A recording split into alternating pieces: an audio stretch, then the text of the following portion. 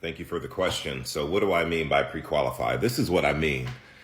A lot of people don't do this because if I'm being honest, I can't speak about a lot of people. Let me talk about me. I didn't used to pre-qualify because I didn't really want to know whether or not that seller I was meeting with was really serious. I was just excited to have a listing appointment. So I dropped everything and ran to that house.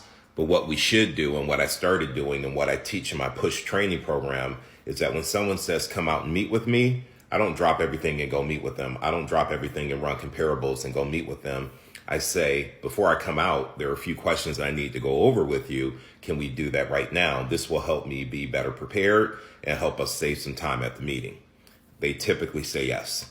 And so what I do is I go through a series of questions. The first one being, when I come out and meet with you, if you're confident in me, if you're comfortable with me and you're confident that I can actually sell your house, do you plan on listing with me Wednesday evening at 6 p.m.?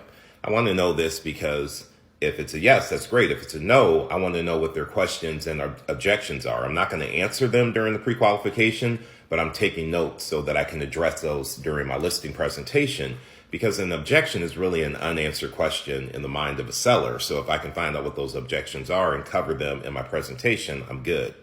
But I'm also asking things about motivation and digging deep into motivation.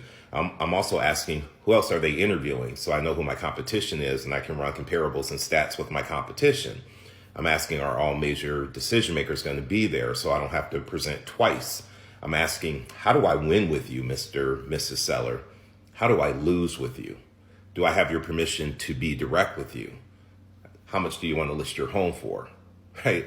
All these questions are part of pre-qualifying, which allows me to know, am I dealing with a ready, willing, able, motivated, coachable seller? If I'm not, I may cancel that meeting, or I may still go because I need to have some practice getting in front of a seller and going through my presentation. I may go, but my expectations on getting that listing are low because I can tell from the pre-qualification they're not very serious. That's what we should be doing every single time we should pre-qualify. I don't care if it's your best friend or even your mom or your cousin.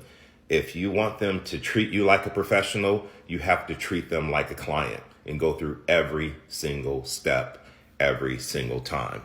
That's what I mean by pre-qualifying. I appreciate you. Thank you so much for the question.